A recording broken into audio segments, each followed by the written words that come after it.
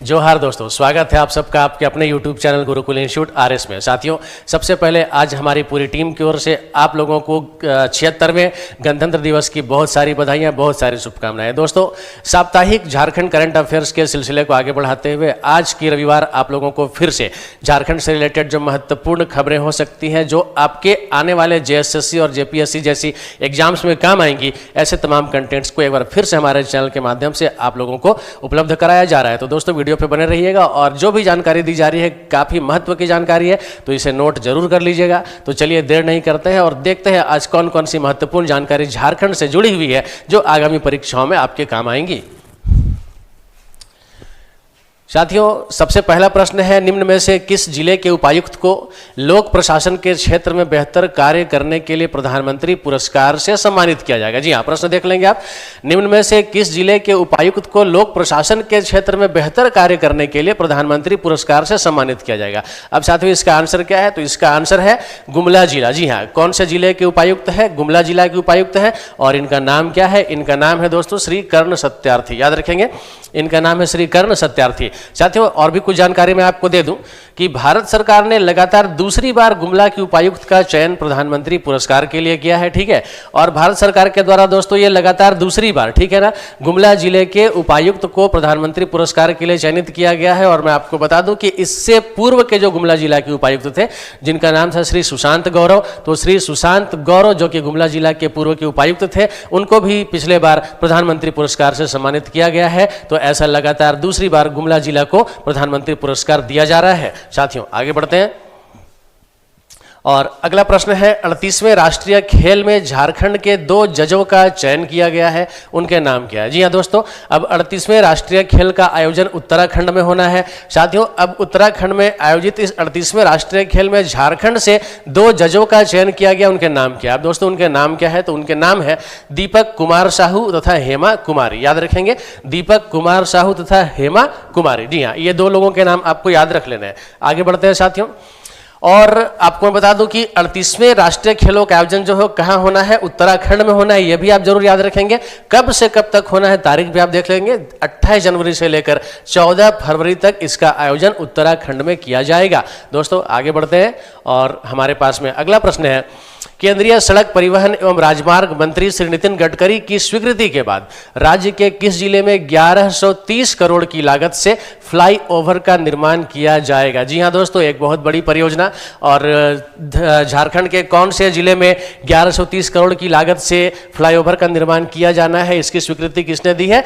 केंद्रीय सड़क परिवहन एवं राजमार्ग मंत्री श्री नितिन गडकरी ने दी है। अब दोस्तों, वो जिला कौन सा है? तो वो जिला का नाम है साथियों धनबाद। जी हाँ, आप देख सकते हैं जिला का नाम क्या है? धनबाद। तो याद रख लेंगे। और अब बढ़ते हैं अगले प्रश्न की ओर। हमारे पास में अगला प्रश्न है, मानव तस्करी व हिंसा की शिकार महिलाओं को राहत देने और उनके पुनर्वास हेतु कौन सी योजना चलाई जाएगी? साथियों, एक बहुत ही महत्वपूर्ण यहाँ पर करंट अफेयर्स हो सकता है आप लोगों के लिए। जरूर इसे बढ़िया से देख लीजिए ताकि आने वाले एग्जाम में यहाँ से अगर प्रश्न पूछा जाए तो आप इसका उत्तर अच्छे तरीके से कर सके। एक बार मैं प्रश्न फिर से पढ़ रहा हूँ, मानव तस्करी व हिंसा की शिकार महिलाओं को राहत देने और उनके पुनर्वास हेतु कौन सी योजना राज्य में चलाई जाएगी? साथियों, झारखंड राज्य से जुड़ी हुई खबर है और मैं आपको बता दूं कि योजना का नाम क्या है? योजना का नाम है शक्ति सदन योजना। याद रख लेंगे आप, योजना का नाम क्या है? शक्ति सदन योजना। साथियों, इसके बारे में मैं आपको बता दूं कि यह योजना केंद्र सरकार और राज्य सरकार के संयुक्त तत्वावधान में संचालित की जाएगी। जी हाँ, यह अकेले केंद्र सरकार या अकेले राज्य सरकार की नहीं है, बल्कि केंद्र सरकार और राज्य सरकार के संयुक्त तत्वावधान में यह योजना चलाई जाएगी। दोस्तों, अब ये जो शक्ति सदन योजना के तहत शक्ति सदन केंद्र स्थापित किया जाएगा, इस शक्ति सदन केंद्र में मानव तस्करी और हिंसा की शिकार हुई महिलाओं को रहने की सुविधा दी जाएगी। ठीक है, मतलब कि ऐसे लोग जैसे जो ह्यूमन ट्रैफिकिंग के शिकार हो जाती है महिलाएं, खास करके हमारे झारखंड में ऐसा देखा जाता है कि झारखंड की महिलाओं को, बच्चियों को, लड़कियों को दूसरे शहरों में मानव तस्करी का शिकार कर लिया जाता है, उनको वहां जाकर बेच दिया जाता है। तो दोस्तों, ऐसे में ऐसी महिलाओं के लिए, ऐसी लड़कियों के लिए एक बहुत ही महत्वपूर्ण योजना सरकार की ओर से है। और मैं आपको बता दूं कि इस केंद्र में मानव तस्करी और हिंसा की शिकार महिलाओं को रहने की सुविधा दी जाएगी, मतलब आवासीय सुविधा उनको प्रदान की जाएगी। दोस्तों, यहाँ रहने वाली महिलाओं को आत्मनिर्भर बनाने के लिए उन्हें व्यावसायिक प्रशिक्षण भी दिया जाएगा। जी हाँ, अब जो महिलाएं ऐसे ह्यूमन ट्रैफिकिंग का शिकार होती है, मानव तस्करी का शिकार होती है, ऐसी महिलाओं को इस सदन में यानी कि शक्ति सदन केंद्र में, ठीक है ना, व्यावसायिक प्रशिक्षण भी दिया जाएगा ताकि वो स्वयं को स्वावलंबी बना सके, स्वयं को आत्मनिर्भर बना सके। साथियों, इस केंद्र में हर उम्र की 100 से अधिक महिलाएं और बच्चियों की रहने की सुविधा होगी। जी हाँ, अब केवल महिलाएं नहीं रहेंगी बल्कि महिलाओं के साथ साथ बच्चियों को भी इसमें रहने के लिए जगह दिया जाएगा, यानी कि प्रत्येक केंद्र में 100 से अधिक महिलाओं या बच्चियों के लिए जो इसमें स्थान है वो रहेगा। आगे दोस्तों, इस केंद्र में रहने वाली महिलाओं का बैंक में खाता खोला जाएगा और उन्हें प्रति माह 500 रुपये दिए जाएंगे। जी हाँ, ऐसे जितने भी ह्यूमन ट्रैफिकिंग की शिकार महिलाएं या बच्चियां होंगी, ऐसे महिलाओं या बच्चियों का बैंक में अकाउंट खोला जाएगा और प्रत्येक महीने उनके अकाउंट में 500 रुपये की राशि दी जाएगी। लेकिन इस राशि को वो तब तक नहीं निकाल सकेंगी जब तक वो शक्ति सदन केंद्र में रह रही हो, यानी कि शक्ति सदन केंद्र में रहने के दौरान ये जो राशि है ये नहीं निकाल पाएंगी। ऐसा यहाँ पर आपको जरूर देख लेना है, ठीक है। तो आगे बढ़ते हैं दोस्तों, और हमारे पास जो अगला प्रश्न है, राज्य के कौन से 3 पर्यटक स्थल पर ग्लास ब्रिज का निर्माण पर्यटन को बढ़ावा देने के उद्देश्य से किया जाएगा। अब दोस्तों, ग्लास ब्रिज, जी हाँ, पर्यटन को बढ़ावा देने के उद्देश्य से ग्लास ब्रिज का निर्माण कौन से 3 पर्यटक स्थल में किया जाना है, इससे संबंधित जो निर्देश है वो सरकार ने जारी कर दिया है। अब दोस्तों, मैं आपको बता दूं वो 3 पर्यटक स्थल कौन कौन से हैं। तो सबसे पहले दसम फॉल, ये कहाँ है, रांची में है। इसके अतिरिक्त हुंडरू फॉल, ये कहाँ है, ये भी रांची में है। और अगला जो आपका एक प्रमुख पर्यटक स्थल है, ये कौन सा, नेतरहाट, ये कौन से जिले में पड़ता है, ये लातेहार जिले में पड़ता है। तो दोस्तों, दसम फॉल, हुंडरू फॉल और नेतरहाट, ये 3 जगह पर ग्लास ब्रिज का निर्माण किया जाएगा। स्काई वॉक का मजा लोग ले सकेंगे, स्काई वॉक का आनंद लोग ले सकेंगे। जी हाँ दोस्तों, एक बहुत ही अच्छा प्रयास कह सकते हैं कि झारखंड में पर्यटन को बढ़ावा देने के उद्देश्य से। अब साथियों, यहाँ पे आपको आगे बताना चाहूँगा कि ग्लास ब्रिज अभी तक भारत में 3 जगह पर है। अब कहाँ कहाँ है, तो दोस्तों ग्लास ब्रिज भारत में सिक्किम के पेलिंग में है, इसके अलावा बिहार के राजगीर में है, और अभी हाल में ही, पहले 2 ही हुआ करता था भारत में, आप ये जान लीजिएगा, पहले 2 ही हुआ करता था, लेकिन अभी ज़्यादा दिनों की बात नहीं है, लगभग ये 20 से 25 दिनों पहले क्या हुआ, तमिलनाडु में एक और ग्लास ब्रिज बनाया गया। और ये जो तमिलनाडु में ग्लास ब्रिज बनाया गया है, यह समुद्र के ऊपर बनाया गया भारत का पहला ग्लास ब्रिज है। तो इस तरीके से देखा जाए तो अब भारत में कुल मिलाकर कितने ग्लास ब्रिज हो गए हैं, तो अब 3 ग्लास ब्रिज हो गए हैं, जिसमें कि एक सिक्किम राज्य में, दूसरा बिहार में और तीसरा कहाँ है, तमिलनाडु में है। और ये तमिलनाडु वाला जो ग्लास ब्रिज है ये समुद्र के ऊपर बनाया गया पहला ग्लास ब्रिज है। अब दोस्तों, ग्लास ब्रिज का निर्माण सबसे पहले कहाँ से या कहाँ पे किया गया, कहाँ से प्रेरणा ली गई ग्लास ब्रिज को बनाने की? दोस्तों, सबसे पहले ग्लास ब्रिज का निर्माण चीन में किया गया। जी हाँ, याद रखेंगे, सबसे पहला ग्लास ब्रिज का निर्माण कहाँ किया गया, चीन में किया गया। और उसी की तर्ज पर राजगीर में भी, यानी कि बिहार राज्य में इसे बनाया गया है, इसका निर्माण किया गया है। तो चलिए आगे बढ़ते हैं। और दोस्तों, यहाँ पर एक जानकारी मैं आपको और जरूर दूंगा, यहाँ पे आप इसको रिलेट करते चलेंगे। दसम फॉल, कभी कभी आपसे पूछता है एग्जाम में कि दसम फॉल किस नदी में है, हुंडरू फॉल किस नदी में है। तो इससे संबंधित जो महत्वपूर्ण जानकारी होगी आगे जब इस टॉपिक के वीडियोस बनेंगे तो वहाँ तो अलग से मैं आपको बता ही दूंगा, लेकिन दसम फॉल किस नदी में है अगर कभी आपसे पूछ दे तो दसम फॉल दोस्तों ये कांची नदी में है। हुंडरू फॉल कौन सी नदी में है, तो हुंडरू फॉल दोस्तों स्वर्ण रेखा नदी में है, स्वर्ण रेखा नदी में है। और दोस्तों, नेतरहाट के बारे में मैं आपको बता दूं कि नेतरहाट को पहाड़ों की मल्लिका भी कहा जाता है और एक हिल स्टेशन है लातेहार जिले में, यह है। पहाड़ों की मल्लिका किसे कहते हैं, तो नेतरहाट को कहते हैं। चलिए दोस्तों आगे चलते हैं। और अब हमारे पास में अगला प्रश्न है, राज्य के किस जिले में राष्ट्रीय फिल्म महोत्सव का आयोजन किया जाएगा? अब दोस्तों, जुलाई के महीने में राष्ट्रीय फिल्म महोत्सव का आयोजन किया जाना है, नेशनल फिल्म फेस्टिवल का आयोजन किया जाना है। दोस्तों, अब ये कहाँ किया जाएगा, तो ये रांची में किया जाएगा, झारखंड की राजधानी रांची में किया जाएगा। साथियों, ये जो राष्ट्रीय फिल्म महोत्सव है, ये कार्यक्रम का जो आयोजन होना है, इस कार्यक्रम का आयोजन किसके द्वारा होगा, कौन करेगा इसका आयोजन? तो दोस्तों, कार्यक्रम का आयोजन डॉक्टर रामदयाल मुंडा जनजातीय शोध संस्थान के द्वारा किया जाएगा। याद रखेंगे, कार्यक्रम का आयोजन डॉक्टर रामदयाल मुंडा जनजातीय शोध संस्थान के द्वारा किया जाएगा। और दोस्तों, इस महोत्सव में, इस फिल्म फेस्टिवल में, ठीक है, मैं आपको समझा दूं इसमें कि देश भर के 28 जनजातीय शोध संस्थानों की फिल्में प्रदर्शित की जाएगी। तो यहाँ पर आप जरूर याद रखेंगे, 28 जनजातीय शोध संस्थानों की फिल्में प्रदर्शित की जाएंगी। कार्यक्रम का आयोजन डॉक्टर रामदयाल मुंडा जनजातीय शोध संस्थान के द्वारा किया जाएगा। कार्यक्रम आने वाले जुलाई के महीने में आयोजित होगा। और कार्यक्रम कहाँ आयोजित किया जाएगा, तो ये रांची शहर में आयोजित किया जाएगा। साथियों, बढ़ते अगले सवाल की ओर। और अगला सवाल है, झारखंड के किस शख्सियत को पद्मश्री पुरस्कार के लिए चयनित किया गया? जी हाँ दोस्तों, कल पद्मश्री पुरस्कारों की घोषणा कर दी गई और पद्मश्री पुरस्कार के लिए झारखंड के भी एक शख्सियत को चयनित किया गया है। अब यहाँ पे प्रश्न है कि उस व्यक्ति का नाम क्या है जिन्हें कि इस बार पद्मश्री पुरस्कार दिया जाना है। तो साथियों, उनका नाम है श्री महावीर नायक। याद रखेंगे, श्री महावीर नायक। अब आइए जानते हैं महावीर नायक के बारे में कुछ चीजों को। महावीर नायक है कौन? तो दोस्तों, महावीर नायक झारखंड आंदोलनकारी नागपुरी गीतकार और गायक हैं। जी हाँ, याद रखेंगे। अगर कभी एग्जाम में आपसे पूछे कि हाल ही में पद्मश्री पुरस्कार से सम्मानित किए जाने वाले श्री महावीर नायक का संबंध किस चीज से है, तो दोस्तों मुख्य रूप से आपको क्या याद रखना है? नागपुरी गीतकार और गायक, ठीक है ना। तो नागपुरी गायन के क्षेत्र से इनका संबंध है। झारखंड के आंदोलनकारी भी रहे हैं। इसके अतिरिक्त दोस्तों, नागपुरी लोक संगीत में इनके योगदान के लिए इन्हें वर्ष 2014 में लोक कला रत्न पुरस्कार से इनको सम्मानित किया गया।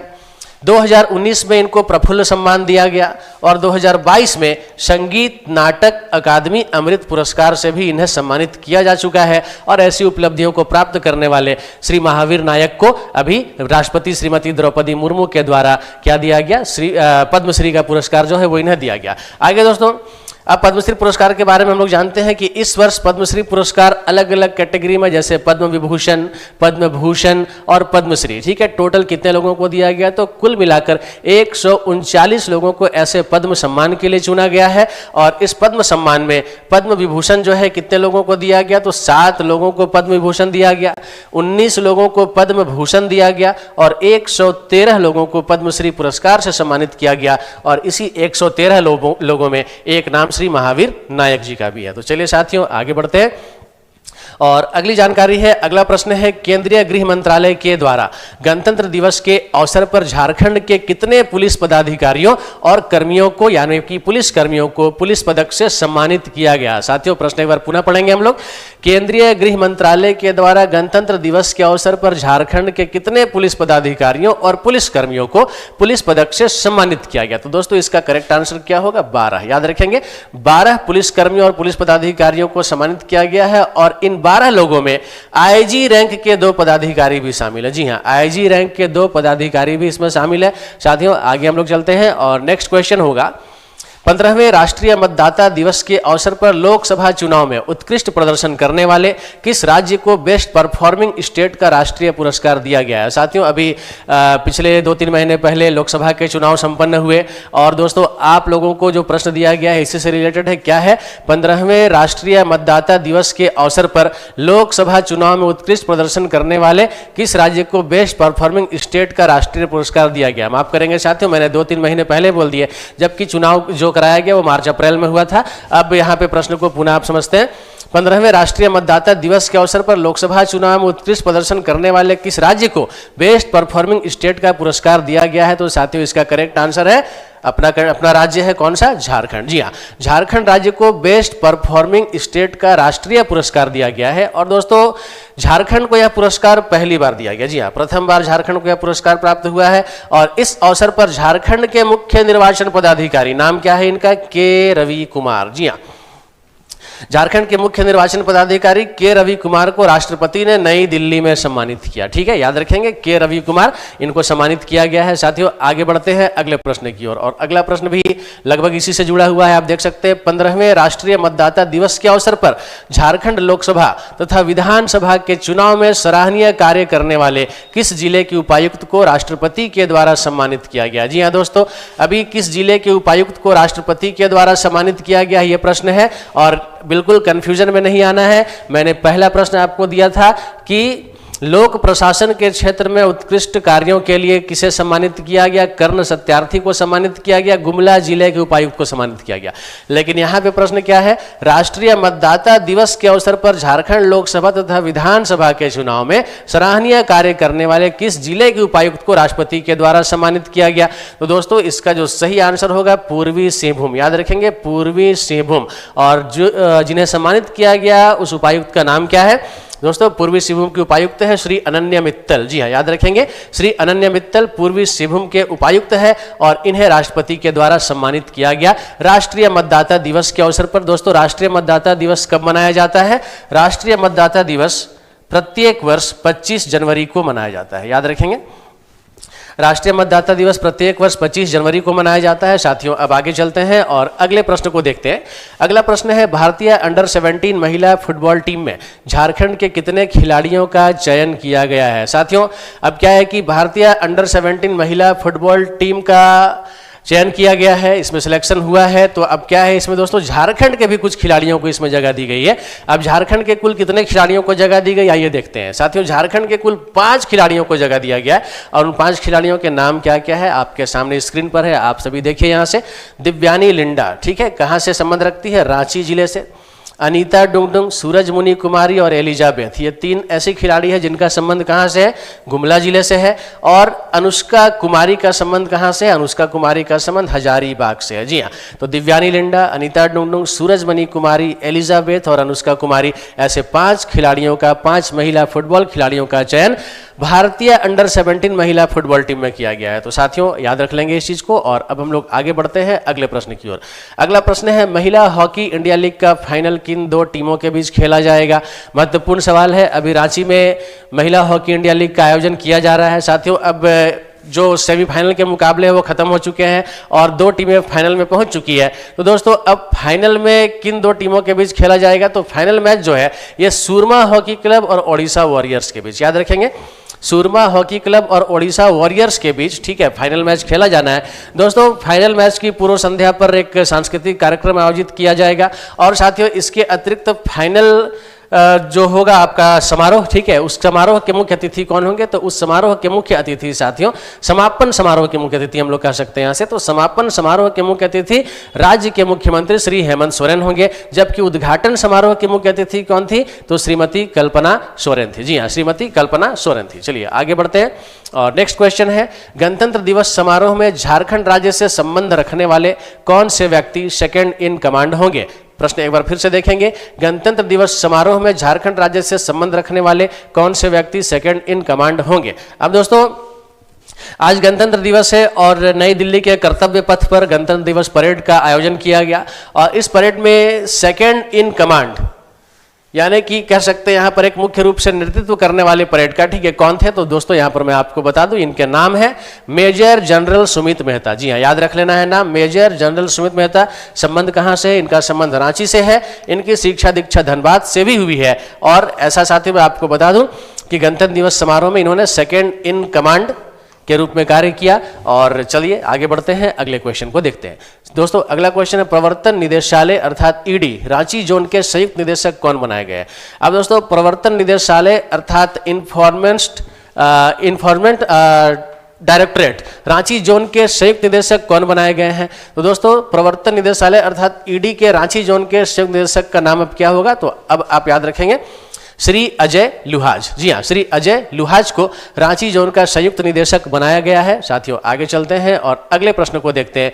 झारखंड सरकार द्वारा लागू की गई स्वास्थ्य बीमा योजना के तहत इलाज हेतु कितने रुपये तक की राशि का बीमा कवर प्रतिवर्ष प्राप्त हो सकेगा। साथियों पिछले दिनों झारखंड की कैबिनेट से इसे पास कर लिया गया था, इसे मंजूरी मिल गई थी और अब अंतिम रूप से मुख्यमंत्री हेमंत सोरेन के द्वारा इसकी मंजूरी दे दी गई है।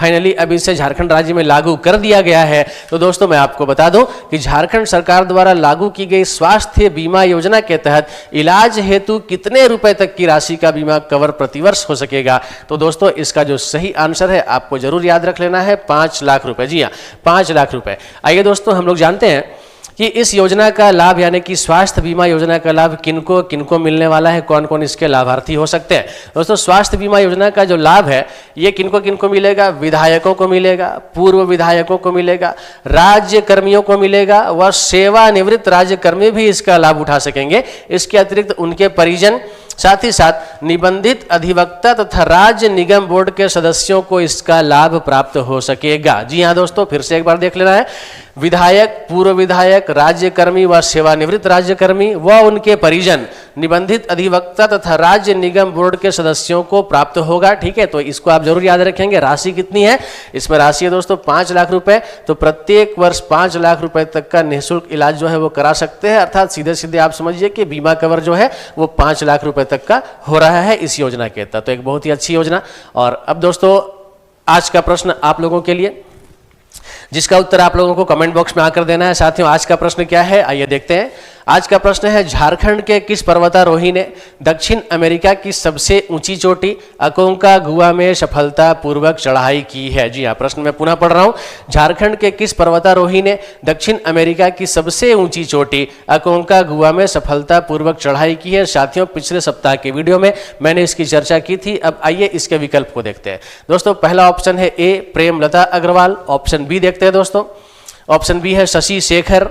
ऑप्शन सी क्या है दोस्तों? ऑप्शन सी है Kamya Karthikeyan. And option D क्या है? तो ऑप्शन डी है लेफ्टिनेंट कर्नल जयप्रकाश। अब चारों विकल्प आपके सामने हैं। पहला option Premlata Agarwal, option B Shashi Shekhar, option C Kamya Karthikeyan and option D lieutenant colonel Jayaprakash. क्या लगता है दोस्तों, इस प्रश्न का सही उत्तर कौन सा है? कमेंट बॉक्स में आइए और अपना जवाब वहां पर दीजिए। मुझे आपके जवाब की प्रतीक्षा रहेगी। दोस्तों, ऐसे महत्वपूर्ण कंटेंट्स आप लोगों को लगातार हमारे चैनल के माध्यम से प्राप्त हो रहे हैं। ऐसे कंटेंट्स का पूरा फायदा उठाइए। जरूर ऐसी चीज़ों को नोट कर लिया कीजिए और झारखंड से जुड़ी किसी भी प्रतियोगिता परीक्षाओं से पहले आप इसका अवलोकन करके, इसका सिलसिलेवार तरीके से अध्ययन करके आप जरूर जाइए। आपको एक बड़ा फायदा आपकी परीक्षाओं में देखने को मिलेगा। दोस्तों, एक बार पुनः आप सभी को 76वें गणतंत्र दिवस की बहुत सारी बधाइयाँ। आप सभी अपनी तैयारी को बिल्कुल मनोयोग पूर्वक आगे बढ़ाते रहिए। निस्संदेह आने वाले दिनों में सफलता आपके हाथ जरूर लगेगी। दोस्तों, आप सभी को मेरी ओर से, मेरी पूरी टीम की ओर से बहुत बहुत शुभकामनाएं। जय हिंद, जय भारत।